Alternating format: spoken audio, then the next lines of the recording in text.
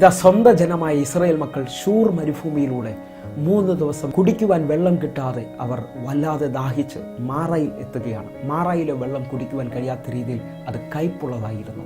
ആ കയ്പിൻ്റെ അനുഭവത്തിൽ ഇസ്രായേൽ ജനം മോശയോട് പിറുപിറുത്തു. എന്നാൽ തൻ്റെ ദാസനായ മോശ ദൈവത്തോട് അപേക്ഷിക്കുമ്പോൾ ആ വെള്ളത്തിന് സമീപത്ത് ഇതാ ഒരു വൃക്ഷത്തെ ദൈവം കാണിച്ചു കൊടുക്കുകയാണ്. എന്നെ കേൾക്കുന്നവരെ, ഇസ്രായേൽ ജനം ഈ മാറയിൽ വരുമെന്നുള്ളത് മുൻപേ അറിയാവുന്ന ദൈവം അതിന് സമീപത്തൊരു വൃക്ഷത്തെ കാണിച്ചു കൊടുക്കുകയാണ്. അവിടെ ഒരു ചെടിയോ തൈയോ അല്ല കാണിച്ചു കൊടുക്കുന്നത്. ഈ ഭാഗം നാം പഠിച്ചു നോക്കിയാൽ നമുക്കറിയാം, നമ്മുടെ ദൈവം കരുതുന്നവനാണ്. ദൈവത്തിൻ്റെ പ്രത്യേകത നിങ്ങൾ നോക്കണം. ഇതാ ഇസ്രായേൽ മക്കൾ ഇവിടെ വരുമെന്നുള്ളത് തിരിച്ചറിയാവുന്ന ദൈവം മുൻപേ, അവർ വരുന്നതിന് വർഷങ്ങൾക്ക് മുമ്പേ ഒരു വൃക്ഷത്തെ അവിടെ നട്ടുപിടിപ്പിച്ചിരുന്നു.